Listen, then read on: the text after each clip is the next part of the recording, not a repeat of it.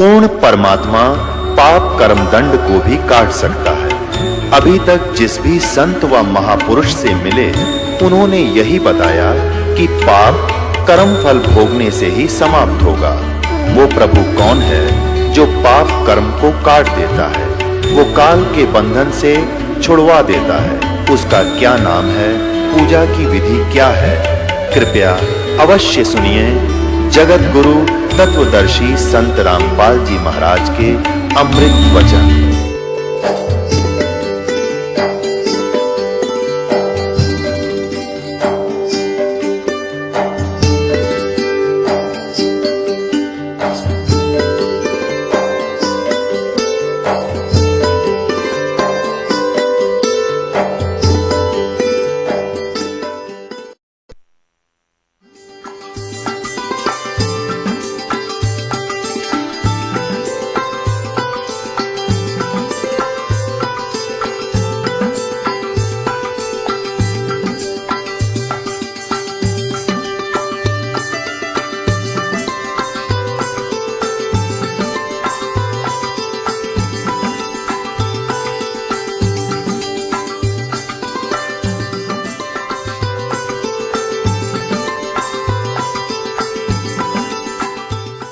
यदि आपके मन में न्यू आ गया कि तो पहले भी सत्संग सुना था, गुरुजी वही बात फिर बताए हैं। अरे भले आदमियों, रोजाना रोटी वही होती है, सब्जी में फेर बदल एक आधी बार सुबह शाम में हो सकता है, और वही रोटी सुबह भी अच्छी लगी है और शाम को भी इच्छा बनी है तो आप स्वस्थ हैं। और यदि आपको शाम को अरुचि है भोजन में तो आप अस्वस्थ हो चुके हो। ऐसे ही ये ज्ञान है, जिनके पाप कर्म बढ़ जाते हैं उनको ये पाप कर्मों के कारण बुखार जवर बन जाता है। तो परमात्मा कहते हैं, तुलसी साहब ने कहा कि तुलसी पिछले पाप से हरिचर्चा ना भावे, और जैसे जवर के बेग से भूख विदा हो जाए। किसी व्यक्ति को मलेरिया बुखार हो गया और फिर उसको रोटी भी अच्छी नहीं लगती, कड़वी लगती है, कति कुनीन से भी बुरी, नीम से भी ज्यादा कड़वी, मनुखा दाख भी कड़वी। अब ना मनुखा दाख कड़वी है ना रोटी कड़वी है। अब उसके बुखार की ने शरीर की व्यवस्था इतनी खराब कर दी कि मीठी वस्तु भी उसको कड़वी लग रही है। अब उसका ट्रीटमेंट क्या है? कड़वी कुनीन खानी पड़ेगी और ना चाहते हुए फाका मारना पड़ेगा। तो उस कड़वी कुनीन से आपका मलेरिया उतरेगा, बुखार उतरेगा, फिर धीरे धीरे रोटी आपको अच्छी लगने लग जाएंगी। और जब बुखार आपका जबर कति समाप्त हो जाएगा, फिर सूखी रोटी भी समय पर आपको बहुत स्वादिष्ट लगेंगी। दोनों टाइम सब्जी हो या ना हो तो आप स्वस्थ हो। तो इसी प्रकार यहाँ जो आप सत्संग सुनते हो, अब वही ज्ञान है, वही सत्संग है, वही भगवान है।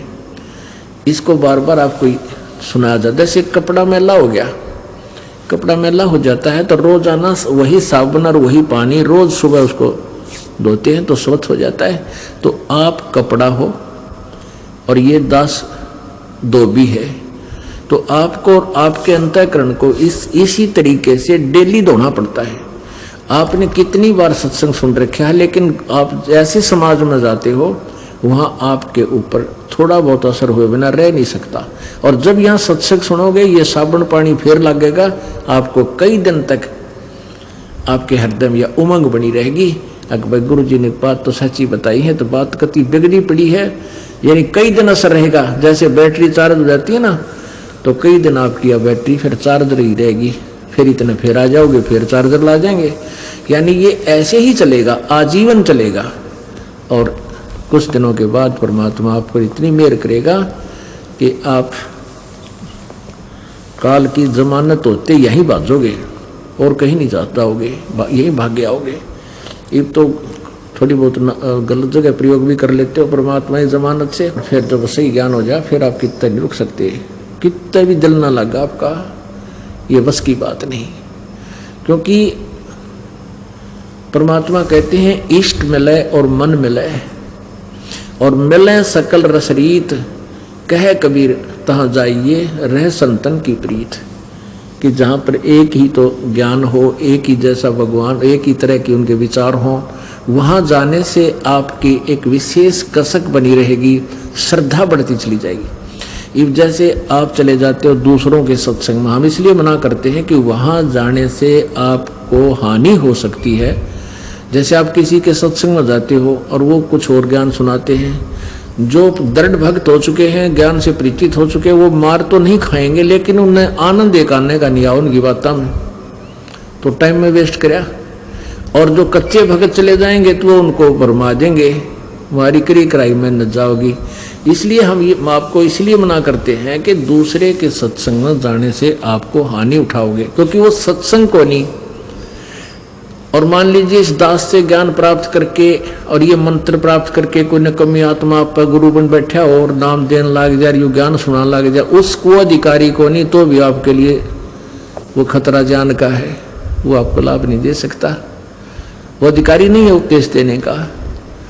तो इसलिए दास आपको बताता है, क्योंकि आपको उनके सत्संग यही सुना देता हूँ, मैं आपको दिखा देता हूँ ज्ञान, देखो ये ऐसे बोलता है, ये ऐसे बोलता है, इन्होंने ऐसे ज्ञान सुनाया। जैसे सुबह राधा स्वामी और धन धन सतगुरु वाले का सुनाया था, दिखाया था आपको, वो के वचन करते हैं सारे उठ पटांग, तो सत्संग नहीं है, वो तो इस जीव को भ्रमित करने के लिए, विनाश करने के लिए जीवन को एक अड़ंगा ज्ञान है। तो यह परमात्मा बताते हैं कि नर सेती तू पशुआ की जय दीजय बैल बना, और 56 भोग कहा मन बोरे कि कुरडी चढ़ने जा। फिर क्या बताते हैं, प्रेत शिला पे जा बिराजे पितरों पेंड भराई, और बहुर श्राद्ध खान कुआए, फिर काग बहे कलमाई। अपने आत्मा जैसे प्रसंग चला था कि 13वीं किस लिए बनाई कि इसकी गति करवाएंगे, फिर फूल उठा के ले गए, वो अस्थि उठा करके गंगा में जाकर बहाई, किसी पंडित यानी गुरु जी के माध्यम से जंतर मंत्र करवा के, किस लिए कि तेरे पिताजी का मोक्ष हो जाएगा, माता जी पिताजी कोई भी है, इसकी गति हो जाएगी।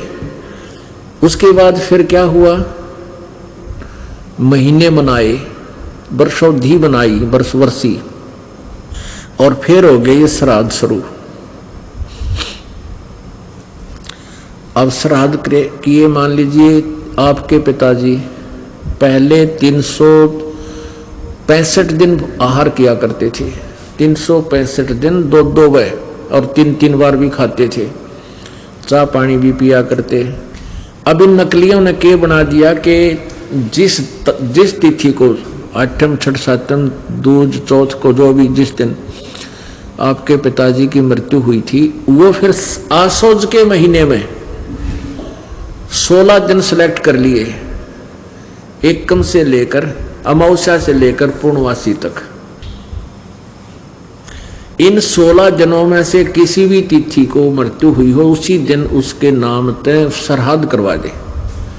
श्राद्ध कैसे करते हैं, गुरुजी आते हैं घर पे, आप पर रोटी बनाते थे पहले वो, क्योंकि दूसरे न स्वच्छ नहीं मानते थे, और आप पे अच्छा गिच घी गेरे देसी, आप बढ़िया हलवा ठोके, बढ़िया खीर बनावे खूब दूध की।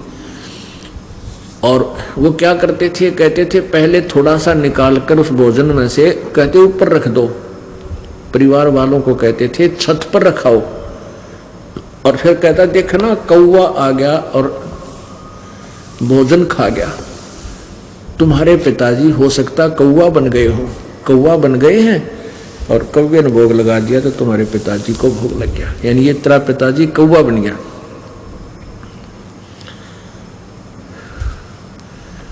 अब पुण्य आत्माओं कहां से गति कराने लगे थे, पिताजी को कौवा बना के छोड़ दिया। बोला तेरा पिताजी हो सकता कौवा बन गया हो और इसको भोग लग गया। अब श्राद्धों के दिनों में देखा सबके घरों पर कौवे मंडराते दिखेंगे, और जो घर पे कौवा ना हो तो के बाहर रखा कि तो कौवा ने खुआ का, जब तेरे पिताजी हो सकता कौवा बन गया। आदरणीय गरीबदास साहिब जी छुडानी गांव, छुडानी जिला झज्जर में, वो किसान परिवार में जन्मे थे। उनको परमात्मा कबीर जी आए थे, उनको सतलोक सचखंड लेकर गए थे उनकी आत्मा को, फिर वापस छोड़ा था। उसके बाद उन्होंने सब शास्त्र विरुद्ध साधना त्याग दी थी और अपने जो उनके अनुयायी शिष्य बने थे उनको भी उनसे भी छुड़वा दी थी। एक भक्त उनका जो अनुयायी था यानी भगत था, शिष्य था, वो प्रतिदिन आता था उनके पास शाम के समय या सुबह अवश्य दर्शन देने आता था, करने आता था। एक दिन वो सारा दिन नहीं आया और अगले दिन भी ना आया। जब वो 2 दिन नहीं आया तो तीसरे दिन जब पहुंचा, गरीबदास साहिब जी ने जैसे स्वाभाविक पूछ लेते हैं कि भाई बच्चा कल ना आया, क्या बात थी, कुशल तो है या कहीं दूर देश में रिश्तेदारी में चला गया था? तो उसने बताया कि नहीं जी, कहीं नहीं गया था, आज कल परसों तो मेरे पिताजी का श्राद्ध था और कल मेरी माँ का। और परमात्मा ने कबीर गरीबदास जी कहा करते थे भाई ये पूजाएं ना करो, श्राद्ध शुद्ध मत निकाला करो, इससे कोई लाभ नहीं है। लेकिन नाम तो उस एक ने ले रखा था, घर वाले मानने नहीं, गढ़ा दबाव दे दिया। तो वो कहने लगा जी मेरी चली नहीं गुरुजी, मेरे जो परिवार के सदस्य थे वो नहीं माने, भाई भाभी और मेरी पत्नी और भी जो कुल के लोग थे। परमात्मा बोले बेटा ऐसे कोई लाभ तेरे को होगा नहीं, गुरु की आज्ञा का पालन करना चाहिए। अब परमात्मा बोले न्यू कर, ऐसे करना, कल सुबह तू 2 व्यक्तियों का भोजन बना लेना, बढ़िया दिशा भी तुम बना के लावे और तेरे ओरिजिनल माता पिता को खिलाएंगे। अब उस भगत का विश्वास था अपने गुरु जी की बातों का। उसने अगले दिन बहुत साफ बढ़िया भोजन बनाया, खीर का ही ज़्यादा अच्छा भोजन मानते हैं। खीर बनवाई, रोटी बनवाई और सब्जी ले आया गुरु जी के पास। परमात्मा को गरीबदास जी बोले चल, वो भी किसान था, उनके खेतों में एक छोटी सी जोड़ी तलैया थी, छोटा सा तालाब, जलाशय सब वहाँ होता था। पहले गांव में खेतों में छोटे छोटे तालाब बना लेते थे कुछ क्षेत्र में, फिर दूसरे क्षेत्र में छोटा सा तालाब बना लेते थे। वर्षा का पानी वहाँ इकट्ठा हो जाता था, फिर सारे उसमें वर्ष में उससे अपने खेतों में पशुओं को पानी पिलाते थे। तो उस तालाब के आसपास झाड़ बोझड़े, ये बहुत से ऐसे कांटेदार झाड़ियाँ उग जाती थी सब तय, और वो अच्छा वन सा बन जाता था। उसके 20, 30, 50 फुट की चारों तरफ 20-20 फुट। तो वहां से उस तालाब से 1 एकड़ की दूरी पर 200 फुट की दूरी पर गरीबदास जी बैठ गए और जो साथ उनका शिष्य गया था उसको भी बैठा लिया और कहा भाई खोल दे इस तेरे माता पिता के भोजन को, तेरे माता पिता भोजन करना होंगे। अब उसने 2 स्थानों पर 2 थालियों में भोजन डाल दिया, न्यारा न्यारा। परमात्मा ने कहा उसके माता पिता का नाम लेकर के आओ भाई, आ जाओ भोजन पालो, तुम्हारे बेटा तुम्हारे लिए भोजन लाया है। तो उसमें से एक गीदड़ और एक गीदड़ी, वो 2 निकल कर आए उस बोझड़ा में थे, उन झुंडों में से निकल कर आए और आकर के दोनों जने एक एक थाली में खाना खाने लगे। परमात्मा ने उनके ऊपर हाथ रख के कहा, गरीबदास साहिब जी ने कहा कि यह तो तेरी माँ से बेटा और यो तेरा बाबू। और पंडित जी खा गया, दड़ी पक्का ले गया थारे घर तक, क्या ये छक गए भाई? अभी न रोज खुआ दिया अगर तू यहाँ आके, रोज खीर खिला, जब देखो किसा बेटा है तो किस पे खिलाई जा, रोज खीर तो घर बाबू माता पिता जीवित हो तो भी ना खिलाई जा। और वो तो फिर गादड़ गाजड़ी थी, वो अगले दिन चली गई इधर उधर, वो नहीं। उसको कहने का भाव ये है कि ऐसी आंख खोल दी, उसके बाद उसने कान पकड़ दिया उस व्यक्ति ने कि हे गुरुदेव, या तो कति चौंध लाग रही है हमारा, कति भूल पड़ रही है परमात्मा।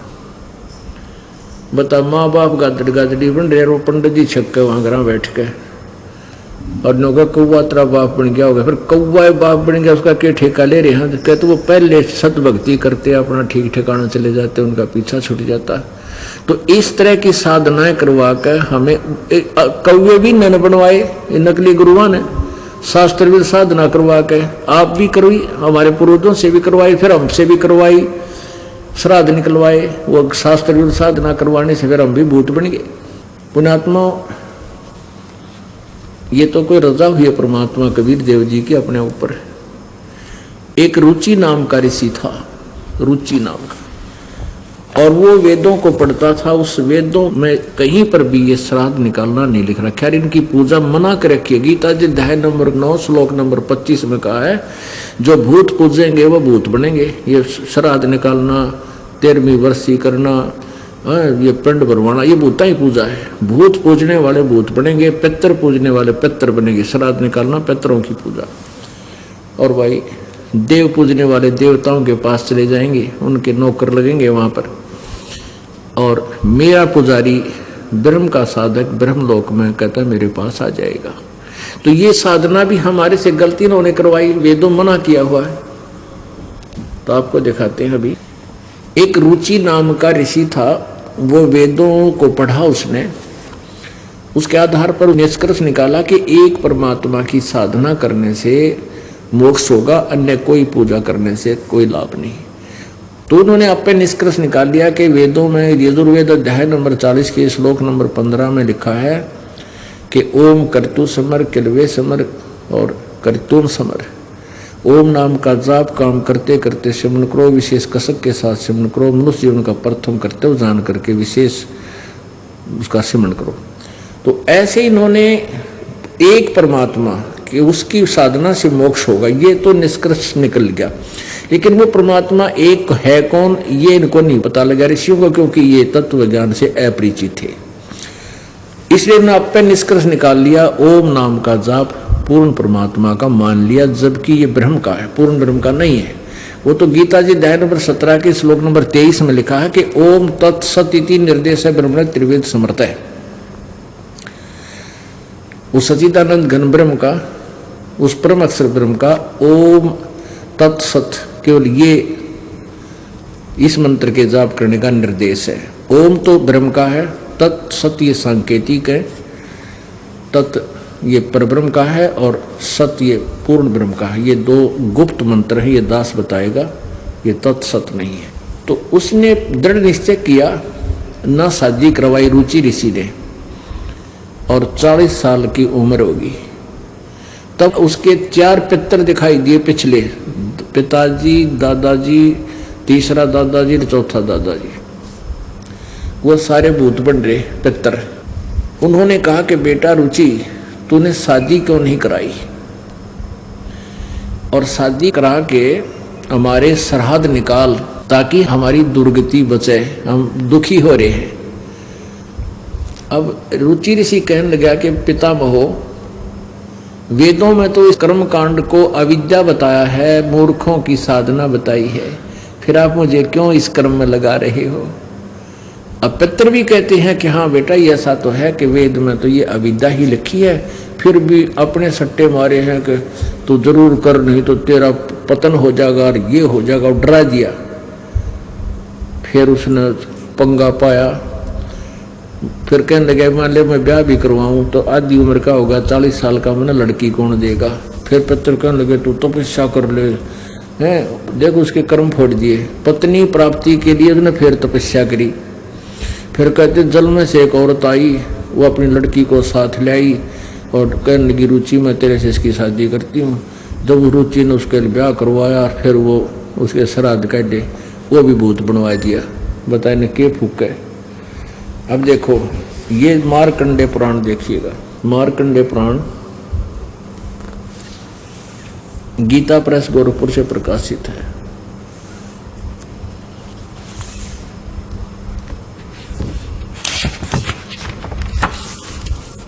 मार्कंडे पुराण गीता प्रेस गोरखपुर से प्रकाशित है।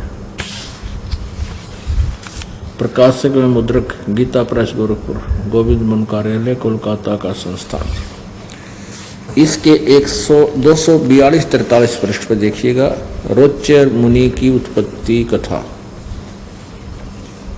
242 पृष्ठ।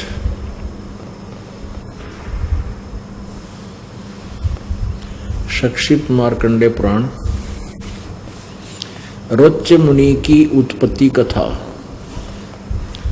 मार्कंडेय जी कहते हैं, ब्रह्मन, बात है पूर्व काल की बात है। प्रजापति रुचि, ममता और अहंकार से रहित इस पृथ्वी पर विचरते थे। उन्हें किसी से भय नहीं था। वे बहुत कम सोते थे। उन्हें न तो अग्नि की स्थापना की थी और न अपने लिए घर ही बना रखा था। वे एक बार भोजन करते थे और बिना आश्रम के ही रहते थे। उन्हें सब प्रकार की आसक्तियों से रहित एवं मनोवृत्ति से रहते देख उनके पितरों ने उनसे कहा। पितर बोले, बेटा, विवाह सर्ग अपवर्ग का हेतु होने के कारण एक पुण्य में कार्य है। उसे तुमने क्यों नहीं किया? गृहस्थ पुरुष समस्त देवताओं, पितरों, ऋषियों और अतिथियों की पूजा करके पुण्य में लोकों को प्राप्त करता है। मोक्ष नहीं, पुण्य में लोकों को प्राप्त करता है। वह सभा के उच्चारण से देवताओं को, सवधा शब्द से पितरों को तथा अन्नदान, बलि, वैश्वदेव आदि से भूत आदि प्राणियों तथा अतिथियों को उनका भाग समर्पित करता। बेटा, हम ऐसा मानते हैं कि गृहस्थ आश्रम को स्वीकार न करने पर तुम्हें इस जीवन में कलेश पर कलेश उठाना पड़ेगा और मृत्यु के बाद और दूसरे जन्म में भी कलेश ही भोगने पड़ेंगे। रुचि ने कहा, पितरगण, परिग्रह मात्र ही अत्यंत दुख एवं पाप का कारण होता है तथा उससे मनुष्य की अधोगति होती है। यही सोचकर मैंने पहले स्त्री संग्रह नहीं किया। मन और इंद्रियों को नियंत्रण में रखकर जो यह आत्म संयम किया जाता है, वह भी परिग्रह करने पर मोक्ष का साधक नहीं होता। ममता रूप कीचड़ में सना हुआ होने पर भी यह आत्मा तो परिग्रह शून्य चित्तवर्ती जल से प्रतिदिन धोया जाता है। यह श्रेष्ठ प्रयत्न है। जितेंद्रिय विद्वानों को चाहिए कि वे अनेक जन्मों द्वारा संचित कर्म रूपी पंख में सने हुए आत्मा को सदा सदसना रूपी जल में आसना रूपी जल में प्रक्षालन करें। ये क्या कह रहा है कि ये पितर तो न्यू कह इसने बोला है कि ब्याह नहीं करवाया तो तू पाप का भागी हो जाएगा, ये पुण्य में कर्म है और तेरा आगे भी कलेश होगा, रिगी भी कलेश बिना ब्याह के। और यू रुचि ठीक कर रहा है कि ब्याह है सबसे बड़ा कलेश है। इसके लिए आप मेरी प्रेरणा कर रहे हैं और परमात्मा पाने के लिए तो इन सभी विकारों से उल्टा हटकर ही साधना की जाती है, जैसे इसने अपने विचार बताए। और फिर पितर क्या कहते हैं देखिए, इनका उद्देश्य यही था कि इसने भी फंसावा। पितर बोले, बेटा, जितेंद्रिय होकर आत्मा का प्रक्षालन करना उचित ही है, किंतु तुम जिस पर चल रहे हो वह मोक्ष मार्ग है। किंतु बता, पितर भी कहे कि बेटा, जितेंद्रिय होकर आत्मा का प्रक्षालन करना उचित ही है, किंतु तुम जिस मार्ग पर चल रहे हो मोक्ष मार्ग है, यानी तेरा कल्याण हो जाएगा इससे तो। किंतु फल इच्छा रहित दान और शुभाशुभ उपभोग से भी पूर्वकृत अशुभ कर्म दूर होते हैं। इसी प्रकार आगे देखो, पूर्व जन्म में किया हुआ मानव का शुभ अशुभ कर्म सुख दुख में भोगों के रूप में प्रतिदिन भोग कर ही अक्षीण होता है। अब यहाँ तक ये कह रहे हैं कि उससे भी शुभ पूर्वकृत अशुभ कर्म दूर होता है, और यहाँ तुरंत कह रहे हैं कि पूर्व जन्म में किया हुआ मानव का शुभ अशुभ कर्म सुख और दुख में भोगों के रूप में प्रतिदिन भोगने पर ही अक्षीण होता है। यानी यहाँ तो ये कह रहे हैं कि तू जो हम बताओ ऐसे कर लेगा तो तेरा अशुभ कर्म दूर होता है। और ये यहाँ नो कहे हैं पूर्व जन्म में जिसा किया है उसको तो भोगने से ही, यानी सुख भी भोगने से खत्म होगा और दुख भी भोगने से ही खत्म होगा। रुचि ने पूछा, पितामहो, वेद में कर्म मार्ग को अविद्या कहा गया है, फिर क्यों आप लोग मुझे उस मार्ग में लगाते हो? पितर बोले, यह सत्य है कि कर्म को अविद्या ही कहा गया है। इसमें तनिक भी मीठा नहीं है। फिर उन थारा शर रह गया। जब तुम भी मानो, ये देखो इसके पत्थर, ये देखो ये बना रखे चित्र भी। ये तीनों ब्राह्मण थे ऋषि, आप तक कर्म फोड़ गए इस बेटे नोर फंसाने के लिए डरा दिया और फिर के वचन सुना दिए। ये बेचारा इनके कुसंगत को, असत्संग को सुनकर ये भी डगमग हो गया, जबकि ये ठीक विचार पर चल रहा था। आप पितर भी मान रहे हैं कि जो कर्म कांड है श्राद्ध आदि निकालने, ये है तो मूर्खों की पूजा। और प्रोति ऋषि कह रहा है कि वेद में भी इसको अविद्या कहा है, मूर्खों का साधना बताई है। पितर भी मान रहे हैं, कहा इसमें कोई दो राय नहीं है और यह तो सच बात है। लेकिन फिर भी ऐसा है, पितर ये कर देते हैं, अरे आप भूखे मरे, पितर पता नहीं क्यों लाभ दे देंगे, टट्टू लाभ दोगे तो तुम भूखे मरो। तो परमात्मा क्या बताते हैं, रे भोली सी दुनिया सतगुरु बिन कैसे सरिया, रे भोली सी दुनिया सतगुरु बिन कैसे सरिया। अपने लला के बाल उतरवावे दिख के चीना लग जइया।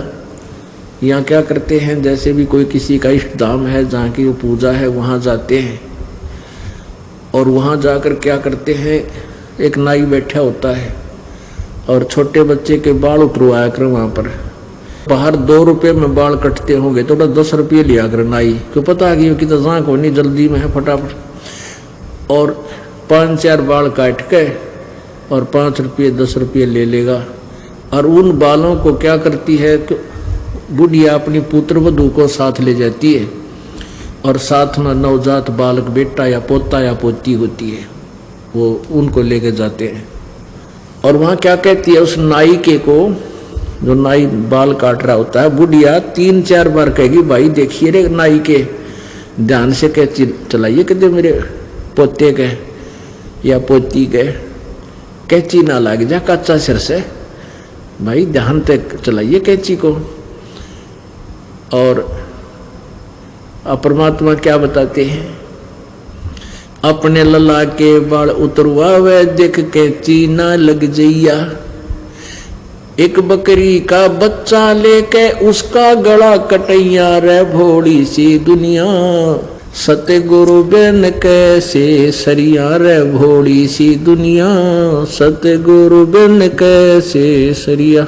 अब क्या बताते हैं कि अपने बच्चा तो इतना प्यारा, कैंची लगने का भी भय, कदे बच्चे का दर्द ना हो जाए, और एक बकरी का बच्चा लेके और वो बैंड चढ़ा दिया माता के, वो कटवा दिया वहां से, उसकी गर्दन कटवा दी। अपने बच्चे को तो इतना प्यारा मानती है और दूसरे का बच्चा कटवा दिया, और फिर अपने बच्चे की तो खैर भी मानती है।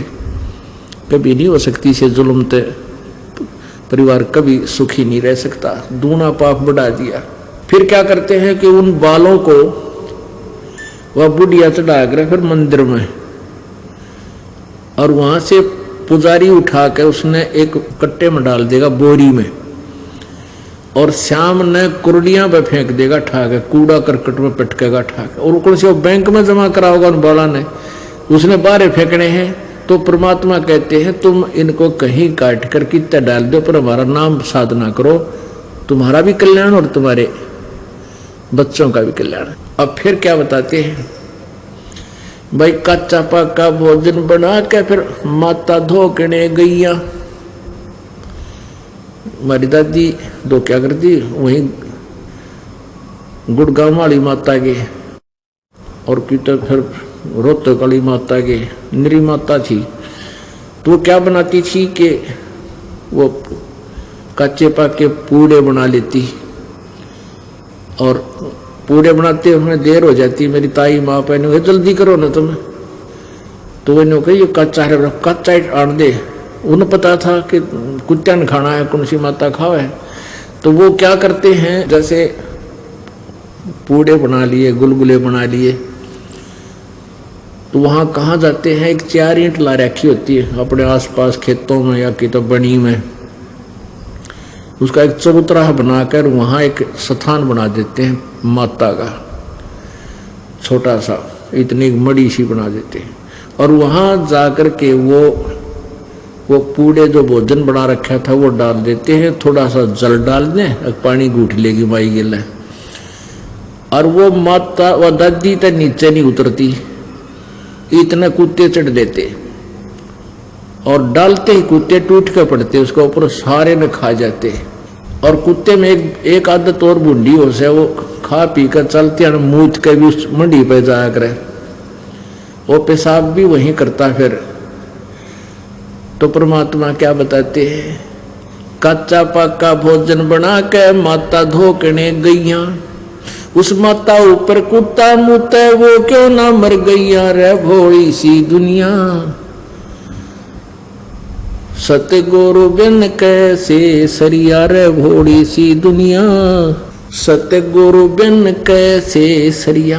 फिर क्या बताते हैं, जीवित बाप के लट्ठम लट्ठा, फिर मुँह गंग पुचैया। जीवित बाप के लट्ठम लट्ठा, फिर मुँह गंग पुचैया।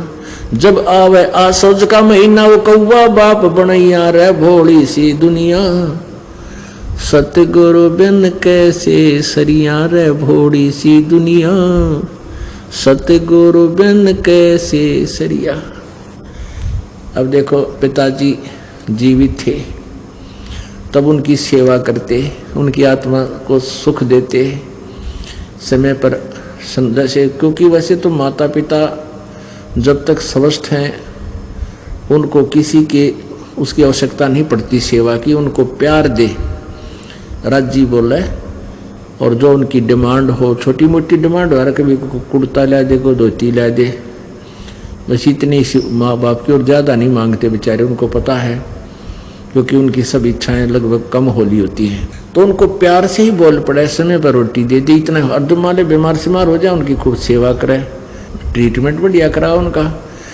अब जब तो कहते हैं पिताजी जीवित है तब तो 100 बार लड़ाई करेंगे।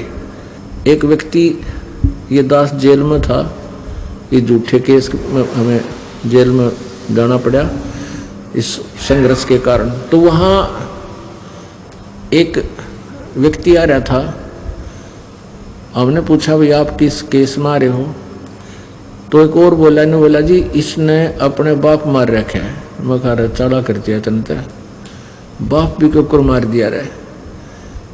तो वो दूसरे ने बताया, उसके सामने कह रहा था कि इसके पिताजी की पेंशन आया करती और वो बड़े भाई में था, और माँ इसकी तरफ, माँ और माता और पिता को इन्हें बांट रखा था, 2 भाई हैं ये, कि मैं माँ को अपने पास रखूंगा, तू बाप ने। अब माँ को इसलिए रख रहा था कि उसके छोटे छोटे बालक थे, उन खिलाफ थी, पाले पोसे थी, वह खेत में काम करे थे, और बाप की आओ थी पेंशन। तो जब तो भाई का जब मैं ला दिया कि ना बाबू न तो ले ले, माँ न मैं लूँगा, बालक खिलवाने हैं। अब वो कहने लगा फिर बाद में कि भी माँ बाबू की आधी, पिताजी की आधी तनख्वाह मुझे, पेंशन मुझे दो। और बाबू नाट के बोला ना दूँ, तू के बड़ी सेवा करे भाई, अब सेवा कराइयो मैं तो पेंशन इसको दूंगा, ऐसा कुछ उनकी कहा सुनी होगी। तो उसने अपने बाप का सर में लठ मारा और लठ लगते मर गया। तो फिर तो मुझे भी बड़ा अफसोस हुआ, माँ देख किसी कलयुगी बेटे जुल्म कर दिया, मुझे नहीं पता था किस लिए मारा इसने। तो वो कहने लगा, वो बोला इतना जुल्म कर दिया, बाप की तरफ तेरा हाथ कैसे उठ गया। वो दूसरा ने बोला, ने बताया करा कि इसलिए मारा मैंने बाबू कि माँ की पेंशन हो जाएगी, बाप तो मर गया, मर जाएगा और माँ की पेंशन हो जाएगी, वो पेंशन भी मनने मिलेगी और बालक भी मेरे ये खिलाया करेगी। अरे तेरा नाश जाइयो, ओए होए हे भगवान, ऐसे जालिम लोग हो गए। बिना ज्ञान के लालच के अंदर कहाँ तक गिर गया इंसान। काफी देर तक ऐसी, उसको तो के कहाँ थे, वहां सारे शरपरे इकट्ठे हो जाते हैं, कौन ज्ञान सुना था। बहुत देर तक जी दुखी रहा, हे परमात्मा, ओए होए, इस एक बगैर ज्ञान के इस जीव का कितना नेचर गिर गया, कितने नीचता पा गया यू। तो क्या बताते हैं, जीवित बाप गेल तो लट्ठम लट्ठा और मुँह गंग पहुंचैया, मरे पाछे ने गंगा में कल्याण करवा का। और फिर आवे आसोज का महीना, फिर कौआ बाप बनैया, आसोज के महीने में ये गुरु जी कहेंगे देख श्राद्ध निकाल दे रही है, देख ऊपर कौवा खा गया, तेरा पिताजी कौवा बन गया। और परमात्मा क्या बताते हैं, जय सतगुरु की संगत करते तेरे सकल कर्म कट जाई, अमरपुरी पर आसन होते जहां धूप ना छाई। गरीबदास साहिब जी कहते हैं कि कबीर परमात्मा जी ने हमें ये ज्ञान दिया, जय सतगुरु की संगत करते, ना तो पितर बनना, ना भूत बनना था, ना कोई श्राद्ध निकालना, और सतलोक में चले जाते हैं। अपने आत्माओं, एक यथार्थ कथा आपको दास सुनाता है। मेरे पूज्य गुरु जी, ब्राह्मण कुल में जन्म था इनका। ये जो संसारिक जो हमारे चले हुए हैं समुदाय, ब्राह्मण तो नहीं कहते थे, वो पंडित वही होता है, ज्ञान से परिचित हो जाता है। विद्वान पुरुष को पंडित कहते, पंडित सोए जो पिंड की जाने। मेरे दादा गुरुजी यानी गुरुजी के गुरुजी जाट जाति से थे, गांव छावड़ा नजफगढ़ के पास दिल्ली में, वहां के रहने वाले थे। और वो फिर घर त्याग करके हमारे जो तीसरे चौथे दादा गुरुजी थे उनके साथ वो घर त्याग कर चले गए थे, और वहां फिर उन्होंने उनको काशी विद्यापीठ में पढ़ा दिया था। तो पंडित कहलाए, पंडित चिदानंद जी। अब उनका आश्रम है खरखोदा के पास, गोपालपुर गांव है, उसमें एक आश्रम बना हुआ है, उसमें लिखा पंडित चिदानंद जी आश्रम। तो वो जाट होते हुए पंडित कहलाए, क्योंकि वो पंडित थे। उन्होंने वो ऐसी अपनी वो शिक्षा ग्रहण की थी जिस कारण वो पंडित बने। और मेरे गुरुजी ब्राह्मण कुल में जन्म थे, वो पंडित नहीं कहते थे अपने आप को, क्योंकि वो तत्व ज्ञान से परिचित थे। पंडित कोई जाति से नहीं बनता, जैसे कोई वैद्य होता था, चौथा पांचवा दादा किसी का, वो अच्छा वैद्य था और नाड़ी देकर दवाई दे देता था, सबको राहत मिलती थी, वो वैद्य था। फिर उसके वंशजों को भी वैद्य कहने लगे। अब पांचवी पीढ़ी मारे जानते को ना पेट के दर्द की दवाई, वो भी नहीं कहे फलाना राम वैद्य, और वो खुद भी लिखता है, खुद भी अपने सरनेम बना लिया उन्होंने। तो ऐसे जो ब्राह्मण हैं वो ब्राह्मण नहीं है, वो वैसे सरनेम बना रहे हैं अपना। ब्राह्मण सोए जो ब्रह्म पहचान है, ब्राह्मण वही है जो परमात्मा को पहचान ले। आप जी ब्राह्मण हैं, हम ब्राह्मण हैं, हमने भगवान को पहचान लिया है। तो मेरे गुरुजी जो थे वो 16-17 साल की आयु के थे, खेतों में पाली जाया करते, क्योंकि वो ब्राह्मण जाति वैसे फीत ब्राह्मण की थी, खेती का काम करते थे पूरा परिवार सारे। गांव पैतावास है दादरी के पास, बड़ा पैतावास, भिवानी दादरी रोड पर 1 किलोमीटर अंदर जा करके, 1.5 किलोमीटर अंदर जा करके बड़ा पैतावास एक गांव है, वहां के रहने वाले थे। तो उन्होंने ये विचार सुन लिए, सत्संग सुन लिया हमारे यानी दादा गुरुजी के। एक कोई व्यक्ति था जिससे प्रेरित हुए वो, तो उन्होंने सत्संग सुन लिए भी भगवान की भक्ति करनी चाहिए। मनुष्य जीवन कोट जन्म तन भरमत हो गया, कुछ ना हाथ लगे रे, कुकर सुकर खरबोरे कौआ अंश बगारे। तो वो घर त्यागना चाहा उसने कि तो बहुत बुंडी बीमारी फंसा, ये तो असंग जन्म हो गए, धंधा करते नहीं तो पीछा छूटे जो बात बने। तो वो सोचते रहे। एक दिन खेतों में पाली जाया करते थे, पहले पढ़ाई कम होया करती थी, तो उन्होंने दृढ़ निश्चय कर लिया जाने का। 2 जोड़ी कपड़े ले गया करते, एक पहन रखी थी, एक और ले गए। तो शाम के समय वो जो ग्वाले दूसरे पाली थे वो कहने लगे भाई तुम चलो पशुओं को ले चलो, आप कहाँ जा रहे हो, मैं अभी थोड़ा फ्रेश होया हूँ। तो वह पहले वन बहुत होता था खेतों में, बहुत झाड़ वो जड़े बड़े बड़े कांटेदार वृक्ष और नेरे खड़े रहा करते थे, वैसे भी वृक्ष। तो अंदर घुस के, अंदर जाकर उन्होंने क्या किया, काफी दूर अंदर जाकर के कोई पशु, जैसे पशु खा रखा था किसी हिंसक पशु ने, उसके हाड़ पड़े थे वहां पे, वहां अपने कपड़े पाड़ के उन हड्डा पर डाल दिए, उन हड्डी अस्थियों पर डाल दिए आसपास, और स्वयं दूसरे कपड़े बदल कर दूसरी साइड से निकलकर हरिद्वार पहुंच गए। वहां जाकर के वो दीक्षित हो गए, नाम ले लिया हमारे गुरुजी दादा गुरुजी से, उनके साथ रहने लगे। फिर वो वापस घर पे नहीं गए मुड़ के, फिर बाद में गए जब वो 103-4 साल के 5 वर्ष के हो चुके थे, तब वो दोबारा अपने घर गए। जब ये दास भी साथ गया था, उनको पता लग गया उनके बारे में, फिर मैं पहुंच गया था वहाँ। तो क्या हुआ, फिर हम जब वापस गए, जब पता चला उनकी सारी कहानी का, तो वो क्या हुआ कि गांव वालों को पता चला भी छोटा लड़का नहीं आया, क्या बात होगी। घर वाले सारे चिंतित हुए, पालियों से पूछा भाई तुमने कहाँ छोड़ दिया उसको। कहने लगे जी वो ऐसे ऐसे जंगल में चला गया। ने बोला मैं हूँ, तुम चलो, मैं आ रहा हूँ, तुम चलो। तो रात्रि के समय लालटेन लुटन होया करती, पहले टॉर्च भी ना थी, लालटेन जगा करके सारे घूमे देखा। तो वहाँ क्या पाया कि एक वो कपड़े वहाँ फटे हुए उसके, और वहाँ पर अस्थि पड़ी। सब ने विचार ला लिया वे बच्चा यहाँ आ गया कि किसी वैसे दूर जंगल में बड़ा भूल गया, किसी हिंसक पशु ने खा लिया। अब अंधेरे में फटाफट वो आड़ भी उठा लिए, वो कपड़े भी उठा लिए, और उनको बांध लाए गठड़ी सी और सहा कर दिया, अंतिम संस्कार कर दिया। हाहाकार मच गई। फिर उनके 13वीं भी हुई, फिर महीने भी बनाए, और फिर श्राद्ध निकालने शुरू हो गए।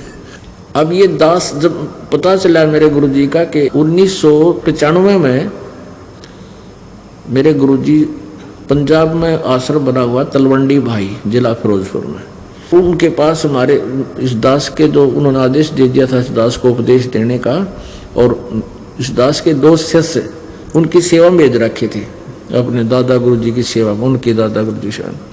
तो वो उनके साथ वहाँ आ गया अपने घर पर। इच्छा बढ़ गई घर जाने की। अगे एक बार देखता हूँ, वो गए थे इसलिए कि चलने की तैयारी होगी, और उनका भ्रम रह रहा है, वो भ्रम मिटाया हूँ। तो हमें पता चला कि ऐसे ऐसे गुरुजी यहाँ आगे हैं और 1 हफ्ता डटेंगे, तो हम भी पहुँच गए। वहाँ उनकी भाभी जी थी, वो लगभग 95 साल की, 90-92 साल की हो रही थी। तो वहाँ जब गुरुजी पहुँचे, उन्होंने जाते ही अपना घर बता दिया कि यहाँ हमारा घर था, ये मेरे चाचे का घर है, और ऐसे ऐसे हम इतने भाई थे। ये सारी कहानी बता दी। सारा गांव इकट्ठा हो गया। उनका नाम हरद्वारी था गांव का नाम, फिर नाम बदल लिया उन्होंने, रामदेवानंद जी महाराज नाम रखा। तो सब कहने लगे हरद्वारी आ गया, बामना का हरद्वारी जीव है। सारा गांव इकट्ठा हो गया। वो वहाँ रुके हुए थे। ये दास पहुंच गया तो उनकी भाभी जी से जिक्र हुआ। मैंने उनसे पूछा कि हमारे गुरुदेव जी जब यहाँ नहीं थे तो तुमने पीछे से क्या महसूस किया। वो कहने लगी जी क्या महसूस किया, मैं जब ब्याही आई मुझे इनके श्राद्ध निकाल दे पाए थे, और लगभग 70 श्राद्ध में अपने हाथ तक काट निकाल रखे हैं। और जब भी घर में कोई नुकसान हो जाता, फसल ना होती या भैंस बीमार हो जाती, हम अपने वो बामणा के भी और हों से वो बाबा ठग टाइप के पास, तो वो क्या बताता था कि तुम्हारा हरद्वारी जो है वो निसंतान मरा हुआ है और वो तुमने दुख दे है, उसके 500 लत्ते निकाल दो, उसके इतने रुपये दे दो, तुम फसल का चौथा हिस्सा दिया करो मेरे ताई, जब उसका अनुष्ठान करूँगा। हम सारा कुछ कराते आ रहे थे और उस ब्राह्मण को हम देते रहते थे जो भी वो बताता था। मैंने उनसे कहा माई अब तो छोड़ दे इस श्राद्ध श्रुद्ध निकालना, ये सब गलत पूजाएं। तो नो बोली ना भाई, नो कैसे छोड़ दें, ये तुम्हारी वो है लाग से पुरानी, ये तुम्हारी परंपरा है, नो के छुट्टे से हम कुआं पड़ जाना छुट्टे है। और जब आपने आप बता रही है कि इतने झूठे नकली आदमी वह ये हमारे गुरु जी जीवित हैं और वो कह रहे वो मर गए हैं और मरे पास भूत बनकर तुम हानि कर रहे हैं, और वो ये कर रहे कल्याण देश का, कितने जीवों का उद्धार कर दिया इन्होंने उपदेश दे देकर।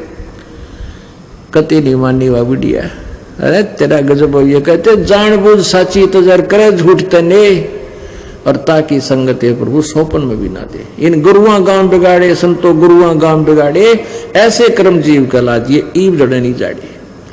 ये इसे रंग दिया उल्टे रंग में, ईबिन से उल्टी साधना छुड़वाए तो भी ना छूटती। प्रत्यक्ष देख रहे हैं कि वो सारी झूठ थी, वो बकवास करते थे कि वो अर्धवारी सिद्ध है, हानि करता है, और ये वो परमात्मा की प्यारी आत्मा दुनिया का कल्याण किया करती थी।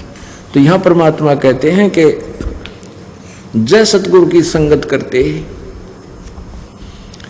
तेरे सकल कर्म कट जाई, और अमरपुरी में यानी सतलोक में तुम्हें स्थान मिलता जहां कोई दुख नहीं।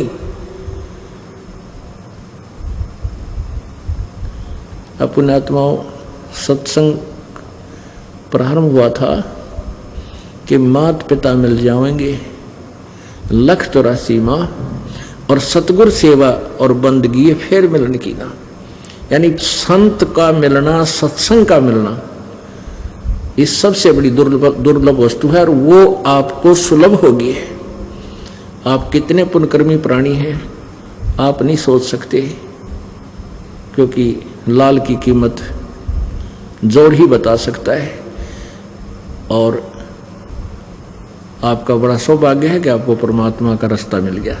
अब इसमें परमात्मा कहते हैं ये बातें कहन सुन की नहीं है, ये कर पाड़न की है, और रह रहकर आपको ज्ञान सुना कर आपका ये पूरी श्रद्धा परमात्मा बनाई जाएगी। बोलो सतगुरुदेव की जय। सत साहिब।